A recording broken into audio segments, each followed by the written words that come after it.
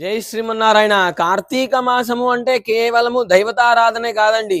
మనకు పురాణాల్లో యమునాదేవి యమధర్మరాజు గారిని తన ఇంటికి రా అన్నయ్య, ఒక రోజు భోజనానికి రా అన్నయ్య అని చెప్పి ప్రేమతో పిలిస్తే సరేనని చెప్పేసి కార్తీక మాస శుక్లపక్ష విధియ నాడు యమధర్మరాజు గారు యమునాదేవి ఇంటికి వెళ్ళి ప్రేమతో ఆ యమునాదేవి యమధర్మరాజుకి చిన్నప్పటి నుండి కూడా తనకు ఇష్టమైనటువంటి వంటకాలన్నీ కూడా చేసి పెట్టి ప్రేమతో వడ్డించి ఉండే వరకు తృప్తి పడినటువంటి యమధర్మరాజు గారు, అమ్మా నీకు ఏం వరం కావాలో కోరుకో తల్లి అని చెప్పి చెల్లెల్ని అడిగితే అప్పుడు అంటుందంట, మన కోసము మన అందరి కోసము యమునాదేవి వరంగా కోరింది అన్న.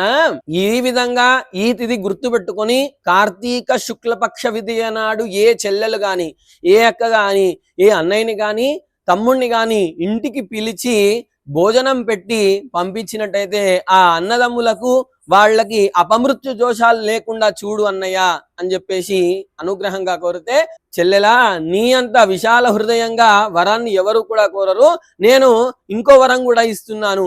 ఈ విధంగా ఏ చెల్లెలు గాని ఏ అక్క గాని అన్నదమ్ములని ఇంటికి పిలిచి భోజనం పెడుతుందో వాళ్ళ యొక్క పసుపు కుంకుమాలకి మాంగళ్యానికి ఎటువంటి ఇబ్బందులు కలగవు, ఆయురు ఆరోగ్యాలతోని శ్రేయస్కరంగా ఉంటారు తల్లి అని చెప్పేసి యమధర్మరాజు గారు యమునాదేవికి వరంగా ఇచ్చారనమాట. కాబట్టి కార్తీక మాసం అంటే కేవలము దైవతారాధనే కాదు, అన్న చెల్లెళ్ళ అక్క తమ్ముళ్ళ అనుబంధాన్ని కూడా చేసేటటువంటి మాసము ఈ యొక్క కార్తీక మాసము. కాబట్టి అత్యంత వైభవోపేతమైనటువంటి ఈ యొక్క కార్తీక మాసంలో కార్తీక శుద్ధ విధియ నాడు అన్నదమ్ముల్ని పిలిచి, అక్క చెల్లెళ్ళు అన్నదమ్ముల్ని పిలిచి వాళ్ళకి భోజనం పెట్టి పంపించినట్టయితే ఇహలోకంలో మానసిక ధనము అనేటటువంటిది ఉంటుంది. కాబట్టి భక్తులు గమనించి ఈ యొక్క భగిని హస్త భోజనంలో అందరూ కూడా పాల్గొని ఈ యొక్క అక్క చెల్లెళ్ళు అన్నదమ్ముల్ని పిలిచి భోజనం పెట్టి పంపించండి. శుభం భూయాత్. జై శ్రీమన్నారాయణ.